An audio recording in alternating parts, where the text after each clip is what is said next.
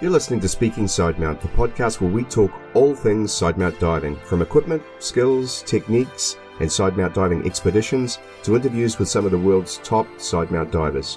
Whether you're new to sidemount, been sidemount diving for years, or just want to know more, this is the place for all things sidemount. I'm your host, Steve Davis. Let's get wet.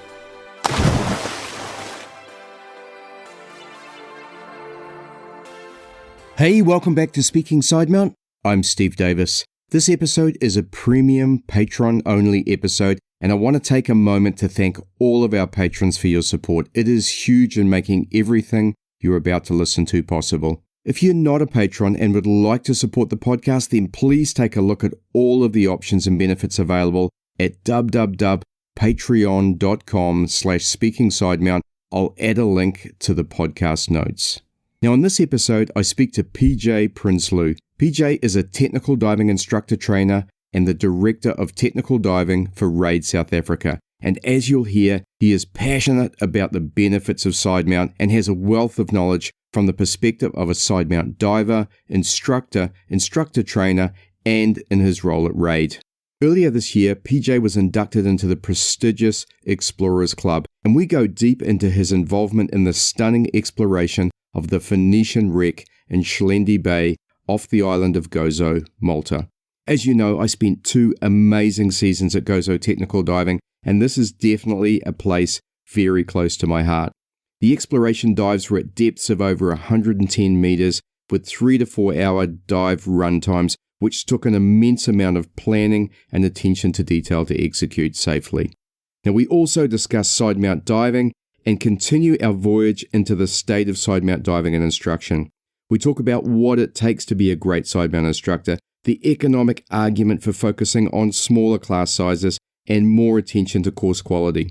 I get PJ's thoughts on optimizing your sidemount setup, on sliding D-rings, and then we discuss sidemount rebreathers and how he sees this through the students that come on his courses. We finish by reminiscing about our trips to Chuuk and the wrecks of Truck Lagoon. All this and much, much more in this episode of Speaking Sidemount. Hey PJ, welcome to Speaking Sidemount. Steve, thanks for having me on the show. It's great to be one of the participants, and I'm looking forward to hearing our chat. Yeah, thanks very much. Look, it's really good to catch up, and we're all locked down at COVID-19 now. I looked at my Terek here just a moment ago, 44 days out of the water. It's a tough time at the moment, isn't it? What are you doing to fill your time through the COVID-19 lockdown? Oh, well, yeah, this is the longest period I've been at home in I don't know how many years. Mm-hmm. So it's been good to catch up on some maintenance and all of those things that, the wife's saying, oh, that's broken, and I'll get to it in the next 6 months. So now I have no excuse. I've been busy with things around the house, and I'll do a lot of writing for RAID. So it's also given me the opportunity to catch up on some work that I have to get done other than diving. Yeah, because it's amazing how busy we get once we're back in the water, hey, and that takes precedence over everything else. So to get us started, can you tell us a little bit about your background and how you got into diving? I started as a commercial diver. Eventually, when I couldn't find any more work, I got into recreational diving. Basically became a PADI instructor by the time I was about 1996, December 1996. And it just kicked off from there. Never, ever expected that it would become a long-term career, and 20 odd years later I'd be sitting here. So it's been a journey, it's been a wild ride, and I could never really imagine my life going any other way. The water has become such a big part of my everyday existence. It's everything that I do and walk and talk at the moment. From being a recreational instructor and being involved in dive retail over the years, I really enjoyed the teaching and educating. So I became more engrossed in that and eventually becoming an instructor trainer. And during that journey, started getting into technical diving. I've heard this more times than I can remember. Every instructor saying, I'm going to do technical diving for me. It's my thing. Yeah. It's my breakaway from doing open water students day in, day out. I got into tech. It's for me. I got into cave. That's just for me. Then I got into CCR. That's just for me. It's just an animal you can't control. Once you want to educate everybody at everything. Really excited to be involved in an industry at a point in time where I think there's some massive change happening. COVID-19 is certainly going to throw a spanner in the works. The way the industry is going to come out on the other side of this, maybe more mature, maybe more professional, leaner, meaner. So it's an interesting time, and let's see what happens. Yeah, there's always the seeds of opportunity, isn't there, in something like this? I think a lot of people are getting stronger through this. They're getting more strings to their bow. They're doing online courses, online training. They're doing digital marketing, which they never had time to do before. I mean, I was the only guy doing a podcast like this a while ago. And now we've got a whole lot running on YouTube, which are really fantastic. And I compliment them. I think they're doing a great job. It's really cool to see that. But at the same time, there is some real danger in this as well, isn't there? I mean, I'm really fearful for some of the dive operators and dive shops who've been closed down and have no opportunity whatsoever to trade. I mean, it's going to be really tough. So I'm sort of hoping that everyone comes out of this okay, because I think we will come out stronger. New Zealand here, we're about to go down to what we call level 2 next week. And that means we can dive again. And so I'm so excited by just that. Oh, that's exciting, yeah. Yeah, because we've pretty much been locked out of the water. It hasn't been physically prevented, but all the dive shops are shut. So unless you've got your own compressor and everything, you can't get a fill, and none of the dive operators can take boats out. That hopefully will change next week.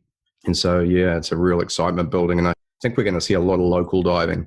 Many people were planning overseas trips, but the local thing's going to be the thing for us for a while. Okay, well, look, you started there with something really interesting for me, which was you mentioned you started life as a commercial diver. And I know a couple of others. I know John Chatterton was that way as well, who I trained on advanced rec with. And he was a tremendous diver, looked different in the water from most technical divers that I'd seen, but again, was just a phenomenal diver. So how would you contrast commercial diving, technical diving, and recreational diving? Well, as a commercial diver, you're really just an underwater laborer. There's no finesse involved. It's just get down there, make sure you're breathing, and get the job done. There was a lot of challenge in commercial diving. And when I became a recreational scuba instructor, I was already very comfortable underwater. And being comfortable underwater made it easy for me to take control of situations. So teaching became second nature. So being confident and comfortable underwater, just from my commercial experience, gave me a lot of confidence in teaching. I was able to be calm and resourceful underwater. So when I became a technical instructor, one of the reasons that tech drew me was that with recreational diving, I didn't feel the same challenges that I felt with commercial diving. So the technical diving added that additional challenge. It added that complexity to my diving. It was more than just having a look at a fish. It was going back to equipment intensive, pushing the limits. And that's what drew me to technical diving. Just missing that challenge of the commercial work. But I must say it's a lot more fun because I don't have to be at 50 meters on a very lean helium because helium was so expensive. So you're just diving on mostly air in those days. So it's nice to be down there on a gas mix of your choice, pummeling around, having a look at things and taking photos and just being with your mates, having a good time. Complete contrast to the complexities of commercial diving. Yeah, and you use the term finesse too, and that's, I think, one thing that I've noticed in the top technical divers, certainly the people I've dived with and have been exposed to, is just how comfortable and how relaxed and how slow and precise they are in the water. Yeah, I must say, slow is good. If there's one thing I say, and I say it to a lot of my instructor candidates and dive master candidates, I'm here for a dive, not a swim. I don't want to be motoring around on the reef, and I'm not in a competition to get to some point. I'm just cruising around. I'm here for a good time. We're recreational divers. Even if I'm at 100 meters, I'm a recreational diver, and I want to swim around and see the sights and take it all in. So slow and steady, calm and collected. Yeah, that's how I like to dive. Yeah, more fun and I think safer as well, right? Absolutely. Let's get back. Exactly, we all do. So I read in your bio that you were involved in a serious car accident back in I think it was the 80s or 90s, and were told you could never dive again. I mean, I can't even comprehend what that would feel like. Could you talk about that experience and how you got yourself back in the water? Yeah, it was challenging. I was a young guy and I just kind of got into recreational scuba instruction. I just started in a resale store and my whole life was ahead of me. So it was a huge setback, and spent a few months in hospital. But coming from a commercial background, and then as a youngster, I was fighting fit, and I didn't want to let this setback hold me back for the rest of my life. I didn't expect that I would not be able to dive afterwards. I wanted to stay fit in the hospital so that when I came out, I could continue diving. So in my physio, I worked hard. I pushed harder than anyone else in the hospital, and made sure that I did push-ups in the bed and whatever I could to maintain some sort of strength in my body. Only to be told when I went to go and see the diving medic that I was done for. That was it. It was a crushing blow, having just started this new retail store. So I got out of the industry immediately. I was like, well, you know what? I'm not going to hang around. I'm not going to sit in a store and be a storekeeper while all my mates are out there having a good time and diving. So I took a different path for a couple of years. But 2 years later, it was enough. I really needed to get back in the water. And I went to see a doctor, and they said, look, take it easy, do shallow dives, one step at a time. And I took that as my thumbs up. And from that point on, I never looked back. And today I'm doing, 100+ meter dives on deep explorations and massive cave exploration. So it's, it was something that I was just never going to let hold me back. I had too much I wanted to do. I love that. And obviously the mental attitude that must have gone with you being in hospital and then making the decision that you're going to work on yourself physically while you're in hospital, that must have taken some mental application too, because I guess that's what comes first, isn't it? It's the mindset that, hey, I'm getting out of this, and then the physical thing follows. Yeah, and my wife will attest to the fact that I'm not really good at sitting still. We go on holiday, it takes me a few days to disconnect and, put my phone down and and speaking of the phone, I can hear my phone ringing in the background. We'll just deal with that. It happens. Give me a sec. Yeah, no worries. Okay, so you've got a huge amount of experience as an instructor trainer, I think both with SDI, TDI and RAID. What are your underlying principles when it comes to producing instructors? Well, there's so many aspects to an instructor. They have to be an educator, but at the same time, they have to be experienced in the water. So I expect an instructor candidate to be able to demonstrate a skill in a calm manner, showing all the points, etc., etc. That's a given. Any dive master instructor should be able to do that comfortably with his blindfolded and neutrally buoyed. But an instructor also needs to have empathy. They need to realize that they're not there for a quick buck. They're not there to get their student in and out of the pool in 2 hours. The idea is, as a new diver, that someone that has no experience, and give them the best experience that they can so that they will come back. Far too often, we see open water students that are rushed through a course and they disappear and they never come back to the industry because they've never been shown the full, true scuba experience. But I have seen students that are mentored correctly, students that are given the time to perfect their skills and to become comfortable underwater, do come back to the sport because they enjoyed the whole experience. Yeah. So an instructor candidate must have empathy and must have patience. Often I know that it's the dive store owner's fault. He's the one that's pushing for profit. He's the one saying, you got to cut down the water time. We can't afford an extra airfill for this guy, or we can't afford an extra pool session. So it's often not the instructor's fault. And some of our young instructors are doing the best. But if an instructor rushes through things, we'll never see that student again. Yeah. I wonder whether there's a focus on the costs associated with courses rather than looking at it in a business sense from the revenue side.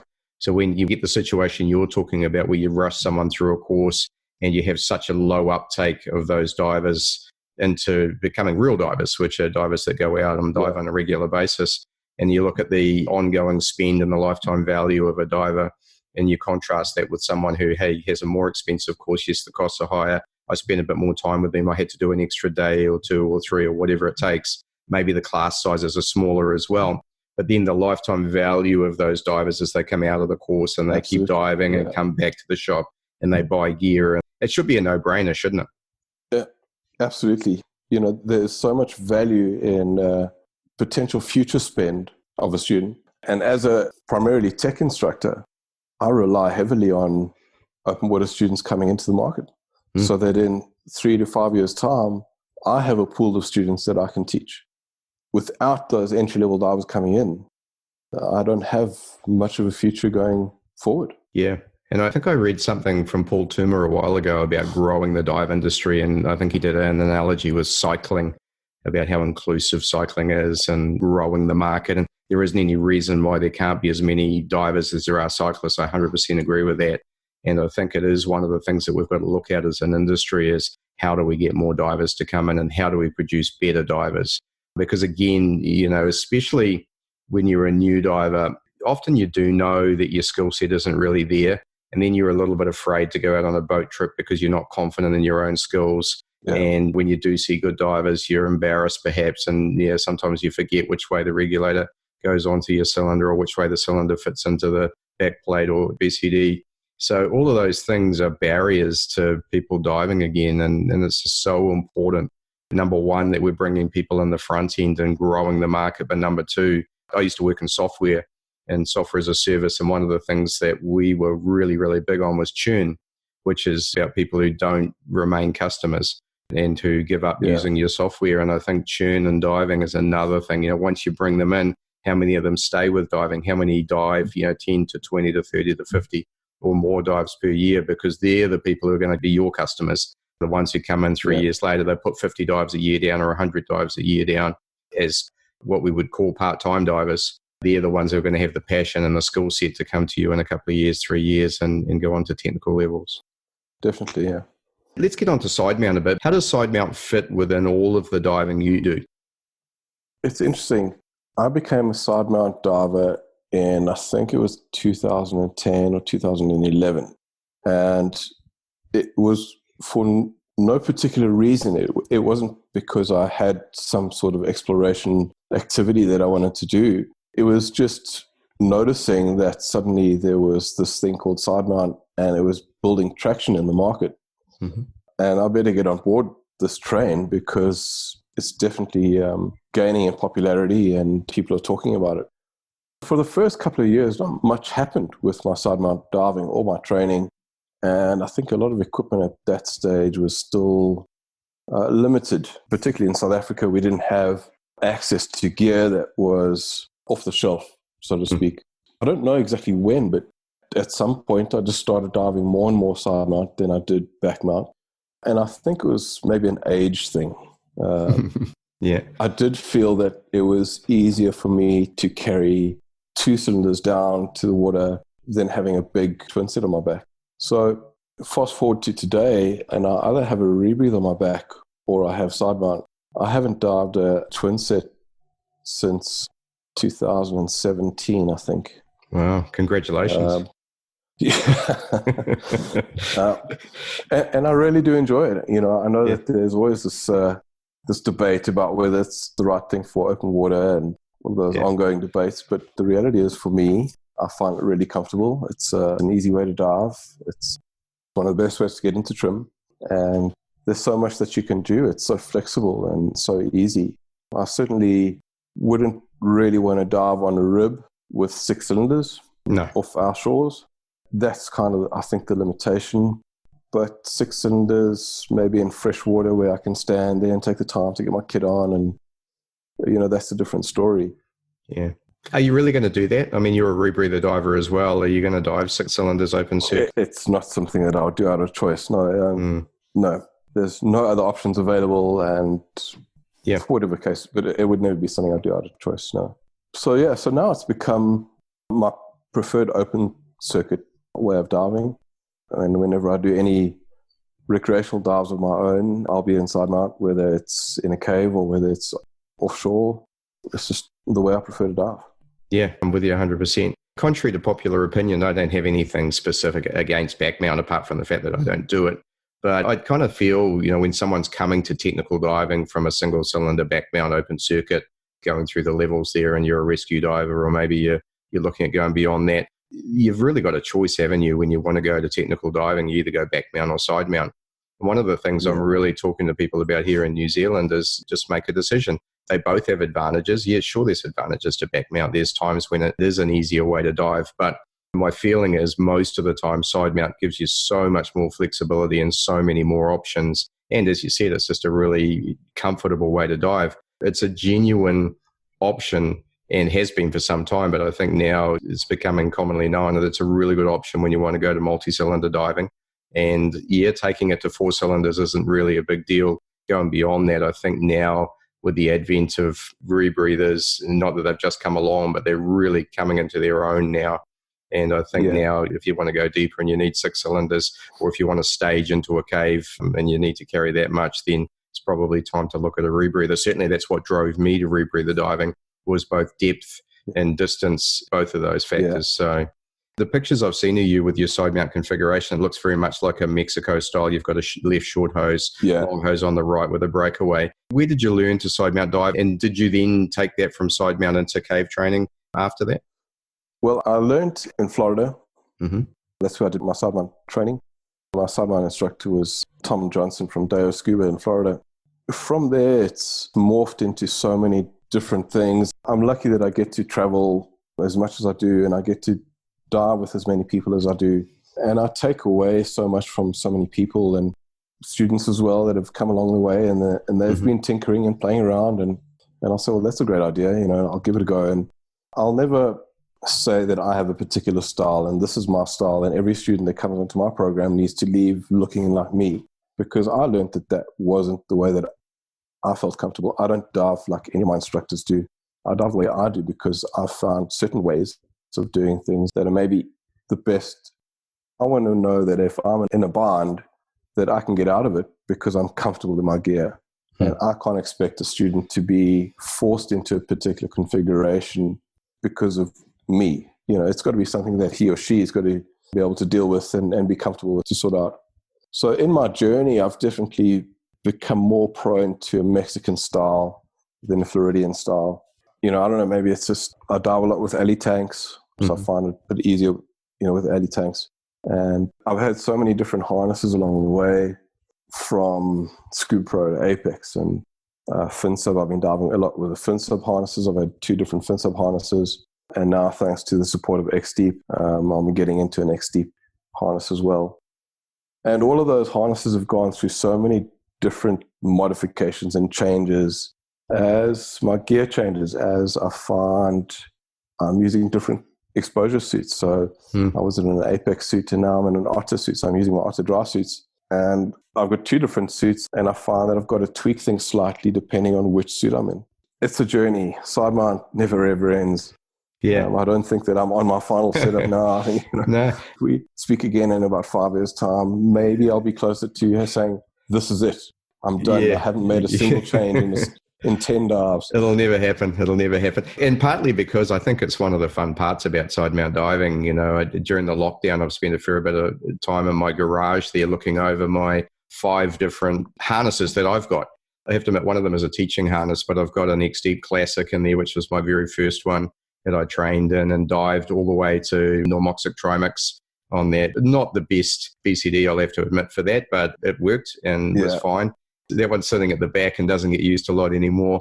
And then I've got several tech harnesses. One is a teaching harness, but the other one, I've got a Wreck that is my tropical go away configuration. And then I've got a new one that was an Ed Sorensen mod that is for the Sidewinder.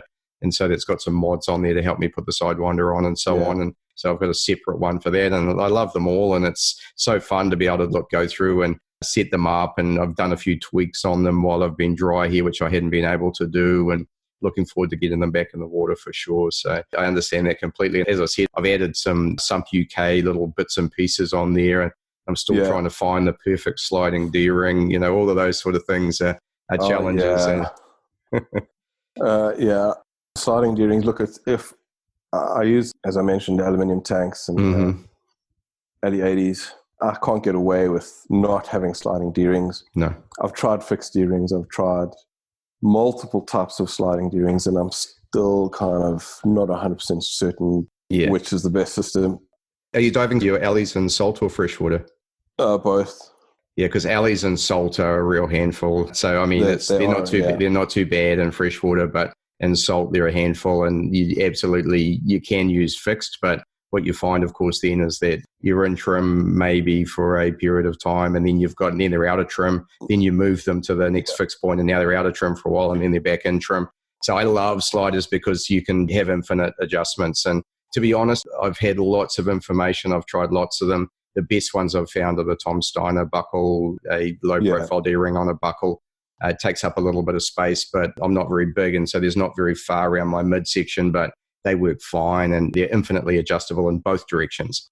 So that to me is the perfect thing. But I know there's actually somebody pointed one out to me the other day that they'd made, and they said that worked too. So I think whatever works, but the idea is that you want to be infinitely adjustable, especially with alleys. And then the challenge is, of course, if you're in a dry suit, cooler water in alleys, then you need to carry a fair bit of weight, which is why I don't personally tend to dive them very much here in New Zealand, because I'm normally in a dry suit in salt water. We could do in fact, I have done several episodes on that now, and several parts of episodes. Oh, yeah. I think it's, we could go on for hours talking about sliding D-rings. I have 2 sets in my toolbox that I take with me to every dive site, because I think today I'm going to try these ones.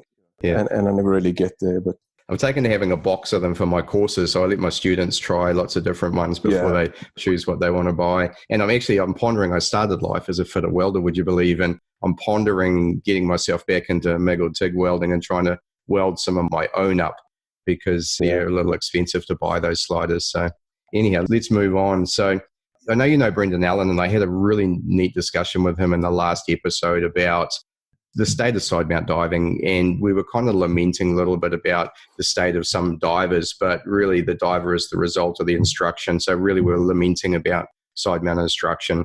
And I think there's a lot of great instruction going on around the world. I think it's improving dramatically, and especially in places where are hotbeds like Mexico, for instance. There's a lot of really good sidemount instruction going on there, and in Florida and parts of Europe and elsewhere. But there's also a lot of really poor sidemount instruction going on as well. And we were kind of discussing the problems and then trying to come up with some solutions. What are your thoughts on the challenge of producing, let's call it, really good quality sidemount instructors that then produce great sidemount divers? Well, I think one of the challenges that dive centers face is they don't rely on sidemount for income. It's kind of one of their specialties. Mm-hmm. So they're focusing on training entry-level divers and trying to get their Con Ed numbers up. And hopefully they can get a few sidemount guys in there. So I would say probably the majority of sidemount instructors who are not true sidemount instructors, full-time and sidemount instructors, are the typical recreational scuba instructor that is just teaching sidemount as a specialty from time to time. And we've both been diving sidemount for many, many years, almost exclusively other than rebreather. And we're still tinkering. We're still trying to find that groove and trying to perfect it. And someone that's teaching recreational programs 80 to 90% of the time isn't going to have that exposure and that practice and skill level to produce a rock-solid sidemount diver. A sidemount instructor, much like any other tech instructor, needs to almost specialize. You can't wear every single hat. It's just impossible. I know that when I started getting into tech as a tech instructor, it was really hard for me to wear my open water instructor scuba cap today, and tomorrow I'm now teaching someone how to dive to 60 meters or 100 meters. And then tomorrow I'm teaching them how to dive in a rebreather, and then I've got a guy doing a rescue course. It's too much. So if you're looking for a good tech or sidemount instructor, it's got to be somebody that does sidemount or tech full time and doesn't get too caught up in recreational training. They just won't have the practice. Yeah. They won't be doing the diving. I 100% agree with that. And one of the things I mentioned to Brendan is I wonder why sidemount is a specialty. It's an equipment configuration. So twin set isn't a specialty. So why is sidemount a specialty? I think that's perpetuating that problem of just appears in all of the agencies' course offerings. Therefore, it's in a dive store's offerings. And I wonder whether it shouldn't be removed from there. And I'm a TDI instructor, so I'll use the terminology I'm most familiar. But at the intro to tech level, it's a really good level for sidemount. I argued against that as well, because now I'm dismissing recreational sidemount diving. I don't have a good answer for that, whether, I believe sidemount diving should be used at a sub-tech level. I mean, I do a lot of recreational dives and side mounts, so there's nothing wrong with that. But I kind of feel like that's the level it fits in. It's at that point where you say, hey, I need the redundancy. I want the extra gas. And so now the question is it twin set, is it side mount? And that's where it should fit in, because at that level, you're now starting to get a higher competency of the instructor. Well, you should be. And generally, they've done a lot more diving, a lot more training. You know, I think of myself, I mean, when I started instructing side mount, I've been diving side mount exclusively for 2 years. So I had several hundred side mount dives under my belt before I became an instructor in side mount. I'm not saying everyone should do that. That was just my particular circumstances that drove that. But the level that I was at that point, I was a superior side mount diver already when I started, and that was many years ago now. I really do quite passionately feel that's kind of where side mount diving should fit. I know you're involved with RAID, and I don't want to put you on the spot, but I wonder whether there's an opportunity for an agency really to take that on and to put it in the right place within its portfolio of dive courses. I think when we see side mount associated with cave training, and that's why, you know, Mexico and Florida things seem to be better in genuine cave regions. I know in Mount Gambier in Australia, where there's caves, there's good side mount instruction there as well. It's when you get away from those areas and you're in the more kind of recreationally focused open water areas that you see that, you know, the standards start to fall away, because you have to be bloody good to go in a cave, right? You should be. Yeah, you should be. Anyhow, there's another rant. How does that sit with you, what I was saying there? If we look at the progression of a diver, they'll come into the sport diving whatever they've been taught. Mm-hmm. So RAID as an agency was born out of rebreathers. So people were doing open water training with a recreational rebreather. You know, is it right or wrong? Who knows? But I think that even divers that in cold water areas, they'll start diving in a dry suit. They'll do open water in a dry suit. Yeah. And for them to move across to diving in a wetsuit is a thing. You know, they almost, why isn't there a wetsuit specialty for people that are coming from dry suit to wetsuit? There's so many different aspects to how you start off. Yeah. And what is your base of knowledge? So can divers learn diving on side mount? I don't see why not, as long as the training is rock solid. Yeah, I think you're right, because it's one of those things where you don't know what you don't know. It's a little bit like how we're now starting to teach everyone neutrally buoyant, right? Only a few years ago, that was heresy, and you had to kneel on the bottom because it was the only way to keep everyone under control. I know it because I've seen it and I've done it. You can put a brand new student in the water and you can get them neutrally buoyant pretty close to dive 1 or dive 2. If you show them the right way, they can absolutely do it. And yeah, I do agree. There isn't any reason why you couldn't teach open water and side mount. You just have to start them out that way. I guess, as you say, it's just making sure that the instructor knows what they're doing. They have the experience to be able to pass it on. And that was what I was saying. There is genuinely an argument against my premise that it should be stuck up at intro to tech, because what you were saying is quite correct. Yeah. It can be used in recreational diving. And look, I would say of my own diving, maybe 70% of my own diving is a recreational dive. Or they're all recreational, but what I'm saying is there's no deco involved. There's no overhead involved.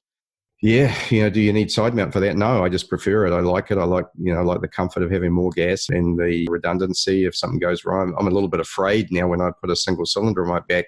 What happens if something goes wrong? Yeah, well, I think, there's an argument, whether it's a twin set or whether it's a single with a stage, a bailout, or whether it's side mount. I have a strong feeling that any dive leader should have some sort of redundant gas. Yeah, I've seen far too many divers get themselves into trouble where they don't understand their computer or whatever the case may be, but they suddenly sitting on a safety stop and they don't have enough gas, and or they've looked at their computer and they got 10 minutes of deco and they've got no gas left. Yeah. Or they're just on the bottom and haven't been monitoring the gas. Yeah. And the dive leader is the one that should be able to come to the rescue, so to speak. Yeah. And what better way than having a redundant gas supply, an independent gas supply like Sidemount? Yeah, agree completely. Yeah, I think a pony bot or a stage should be compulsory, shouldn't it, for dive guides and instructors. Well, look, thanks for that. Moving on, we've talked about rebreathers a little bit, and I know you wrote the manual for RAID for the Liberty Sidemount CCR. Sidemount rebreathers are really all the rage at the moment. I mean, how do you see the market in terms of sidemount rebreathers right now? Well, I'm getting a lot more interest in sidemount rebreather training than I'm getting in backmount rebreather training. So interesting. At the moment. which is interesting. And it's coming from a number of angles. People that are either side mount divers already that don't want to go back to back mount because they're side mount. So they want to extend their dive times without adding additional cylinders. Well, let's just go rebreather. And if I'm going to go rebreather, I'm going to go side mount rebreather. Yeah. So that's the one aspect. And the other aspect, and particularly of the Liberty side mount, is people are using it as a redundant rebreather. So a bailout rebreather. So I'm getting guys that are coming to do training on the side mount rebreather so that they can eventually use it as a bailout rebreather. So there's two very different people that are approaching me about training on the unit. So it's really interesting. And the people that you're training are at very different levels in terms of their diving ability. Somebody that wants to use a second rebreather as a bailout is usually a guy that's got a few hundred hours of CCR diving, and they could be hypoxic divers or cave divers who really want to push the limits or penetrate a lot further, and they feel that with a bailout rebreather that's the way to go. And I don't think that there were many people 10 years ago that thought that we'd be running around with two rebreathers on us. No, for sure. I think it's indicative of where rebreathers have come. They are coming into their own, and they are, dare I say it, becoming more reliable. Or the technology's at a point where we have faith in them. Yeah, and I think there's a couple of aspects to that. I think absolutely the technology is improving, and it's improving very quickly, I think, is one thing. But then I think the other thing too is there's been a lot of accidents. I mean, let's be blunt, but a little bit like cave accidents, one hopes that we learn from those. And with the advent of a lot of the work that's been done around human factors with diving as well, with Gareth Locke and so on, there's a lot of work going into what I believe is genuinely making the highest level of diving, in fact, all levels of diving, but particularly at the higher levels, making it much safer because we're looking at everything, every aspect that goes into it. One thing I found really interesting, I spoke to both Toddy Thorsten Velder and Brian Kaycook about their use of redundant rebreathers on some of their big exploration dives. Both those guys said, hey, listen, this isn't trivial. You certainly don't think about this in your first couple of 100 dives. And in the last episode with Brian, he was talking about how difficult it is to manage two rebreathers. It's tough enough managing one in terms of managing the loop and your PPO2 and everything that goes with that. But now double that with the knowledge that you need to know the PPO2 in both rebreathers. You need to make sure they're both breathable at all times. So that's not trivial at all, is it? And in fact, a couple of them have said they don't actually enjoy diving it. They do it for a reason, but it's not a lot of fun because of the task loading that goes with it. Yeah, there's definitely an exceptional amount of task loading. I know for me, the only reason I'd ever want to go off my rebreather is that I need something to breathe and I need it quickly. Mm-hmm. If my only other choice was another rebreather, man, it would take a lot of internal struggle for me to take this loop out of my mouth and go on to another loop. And that adds seconds of precious life that you're kind of sacrificing to say, okay, do I trust this thing enough? And then adding to that the process to make sure that the gas is breathable. So checking the handset, is the PPO2 right? Is the gas circulating? Is there enough loop volume inside that loop for me to suddenly just go on to and bang a breath out of it? Is the MAV working? Or there's so many things that have to go through your head before you have a breathable gas in your mouth. So it's definitely a tool that one could use to maybe reduce the number of open circuit cylinders you're using in an extended push through a cave, or reduce the number of cylinders that you carry on a deep ocean dive or something. But am I going to give up some sort of open circuit gas? Probably not. I need to breathe something. I want to get onto it quickly, even if it's to take 2 breaths or 3 breaths or 5 breaths or 5 minutes of breathing so that I can get the other rebreather alive. And so it's a tool that has lots of potential, and I believe maybe in the future we'll see a lot more of it happening. We'll see a lot more people using redundant rebreathers, but is it going to be the only thing that they carry? Absolutely not. Yeah, there's just so much comfort in going back to open circuit when your rebreather's not working, that's for sure. Let's take it off topic a bit from there. You became a member of the Explorers Club, I think it was in March this year. And by the way, congratulations. It's such an awesome achievement. Yeah, it's an honor. Fantastic. Can you share something about some of your favorite exploration projects that you've been involved in?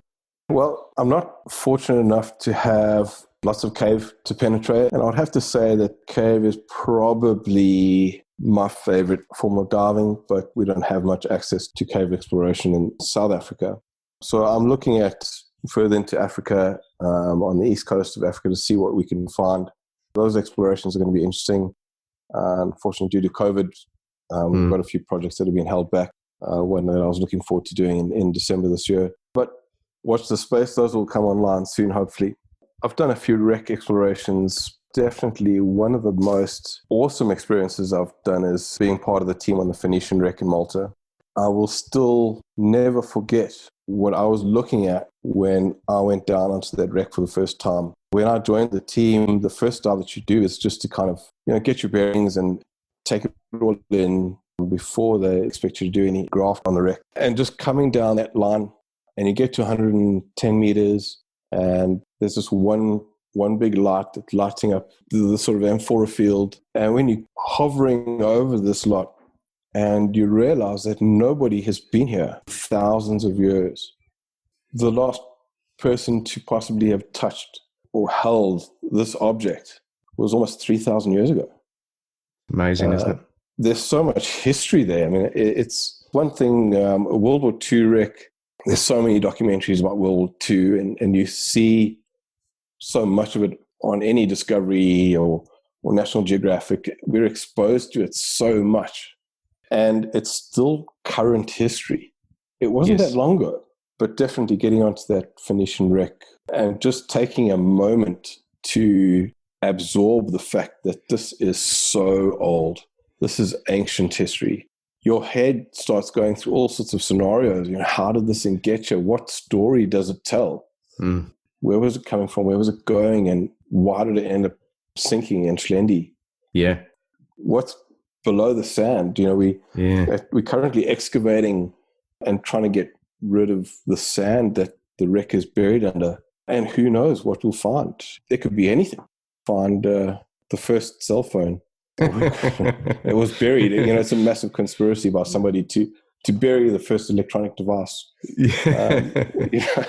Or there could be, who knows? There was a bit of a funny, but having lived on Gozo for a couple of seasons and worked at Gozo Technical, there's a site near Shara called Gargantia, and it's got the ruins there. This is on land, obviously, of a civilization that predates the pyramids. And that's one of 3 civilizations that was there. And each one died out. They don't know very much about them, but one died out, then the next one came, then that one completely died out, and another one came. And so the history of that part of the world is just immense.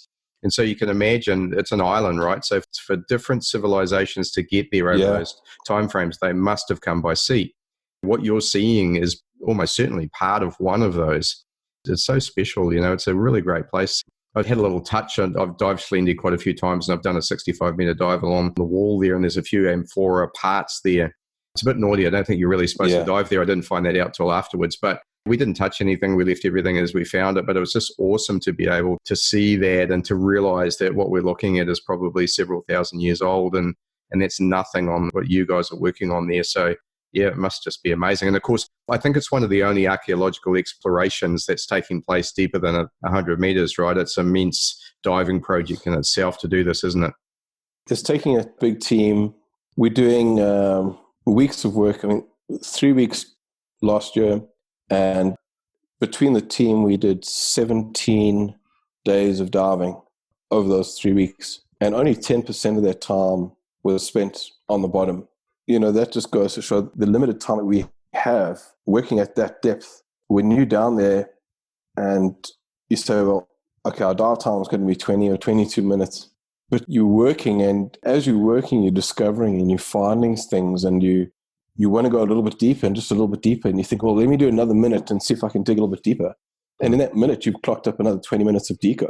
So you spend 20 to 30 minutes in the water, and you're doing a 3 to 4 hour dive, sometimes a bit longer.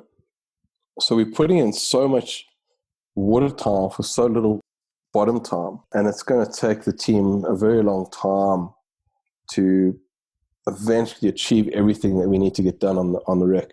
And we have an incredible team. Guys from all over the world that are working on the project, and it's really exciting to be a part of it. And I count myself very lucky to be. Sounds immense, and I'm just thinking through everything now about how you plan those. Number one, the planning of the dives, and you would need a very large team, wouldn't you? Because it's not every day you're going to do a 100-meter dive back to back, right? I'm assuming that you don't do that. Yeah. So We have an incredible team, and really it works like clockwork. It's one of the most professional teams I've ever been lucky to be involved with. At no point on any of the dives did I ever feel like what I'm doing is really dangerous. If you have to put it into perspective, yes, you're diving a rebreathe at 110 meters and you're working underwater and you're looking at this 4-hour dive time. So yes, in many senses it is dangerous, but because of the confidence of the team and because the team is so rock solid, the plan is so well thought out and the execution is done so well, it builds a lot of self-confidence in your role in the job. And I think everyone on the team feels a lot better for it. Yeah, I'm assuming you're there in the summer as well. Yeah, September. It's a pretty benign place, Gozo, as well. It's not a place where you get a lot of bad weather that time of the year, nor is there a lot of current and that sort of thing. So I guess that helps from that point of view. You're not fighting the elements all the time either. It's just really executing the dives, right? Yeah. That's super interesting. And if anyone wants to look at that, I'll put a link to the Phoenician Wreck project in the podcast notes. So you can look at some of the background on that, because it really is an interesting project from the point of view of the diving that's being executed, but also what they're finding historically and archaeologically. So, amazing. So I saw a brilliant shot of you a few days ago when you were on the bow gun of the San Francisco Maru and Truck Lagoon, one of my favorite all-time dives. And I'm dying here right now because I'm due to fly out in 3 weeks to Japan and then to Guam and then on to Chuuk. And of course, that's all out the window. And maybe I get to go next year now, so I'll have to count the days for another year. But yeah, I guess we can lament a bit at the moment about not being able to go to Truck, but let's do better than that. Let's reminisce a bit about some of your favourite dives in Truck. Mine's definitely the San Francisco Maru. That's my favourite. I like the Oiti as well. But yeah. But tell me about, what do you like there? San Francisco was definitely a highlight. I was very, very lucky. We were one of the last trips to actually go this year. In fact, when we were leaving, all of the flights into Truck were cancelled. Wow. And some of our party had issues leaving because of the change in the flights. So it was interesting getting out, and people were phoning me from back home saying, listen, are you going to get home before it's all over? So I was very lucky and really grateful that I did manage to get the opportunity. And I do feel for you sitting there back there at home, but at least the wrecks aren't going to go anywhere. They'll be there. They've been there for 7 years. They'll be there for another well, another one at least. At least one. Collapse. Yeah. There's just nothing quite like, again, it's history, and I love history. It's knowing the backstory which really brings it to life. So knowing exactly why it sank or how it sank, and having a bit of knowledge, and the crew out there, and Truckmaster with Dirty Dozen were amazing. They really knew how to tell the story of the wreck. And that, for me, brought it to life. When I was down there, and I could sitting on the bridge or sitting in the engine room, and you can picture the story happening and unfolding around you. You can imagine the bombs coming down or the ship getting struck, and suddenly the crew are running around. And you can imagine the mayhem, and you can live through the mayhem. And that, for me, was really just spectacular, seeing and visualizing the history. We were also really lucky with Jill Harness, who did a presentation on the island for some school kids. Mm-hmm. And their school is based out of an old Japanese hold. That was incredible as well. We were so well received. Really a touching moment. And just listening to these kids who, despite being where they are, wanting to know more about exploration and holding on to every single word that Jill said, that was a really spectacular experience. Something that I'll never, ever forget. Yeah, she's amazing with kids too. She does a lot of that work in Canada, I know, from the interview that I did with her as well. And so, it's become one of her specialties, is inspiring school kids to a life of adventure and exploration. And so, I can just imagine what that would have been like. Brilliant. Yeah. We have gone for a good amount of time, and I sincerely appreciate you talking with me and sharing. Especially, I enjoyed hearing about the Phoenician project, obviously, but your perspectives on Sidemount as well. And I think, what we can do about improving the standard of instruction and the way that you go about things, I think, is fantastic. Again, congratulations on your induction into the Explorers Club. It's no small achievement, and not many people get to do that. And so that's fantastic. And again, thanks very much for joining me. Thanks so much for the invite. It's been great catching up with you, and hopefully in another time we'll get to dive together. Another chat, yeah? I love that. Thanks very much, mate. Catch you soon. Thanks. Hey, thanks so much for listening to this episode. I really hope you enjoyed it. Thanks again to all of our patrons for your support. It is immense in helping make this podcast possible. If you're not a patron and you'd like to see what we have to offer, then please go to www.patreon.com/speakingsidemount for all of the information, all of the tier levels, and all of the benefits available. Thanks again for listening, and I'll catch you in the next episode. You've been listening to Speaking Sidemount from www.sidemountpros.com. If you like the podcast, please subscribe and consider leaving us a 5-star review. If there's something you'd like us to cover on the show, then let us know via our Facebook page listed in the podcast notes. Thanks again, and we look forward to you joining us on our next episode of Speaking Sidemount.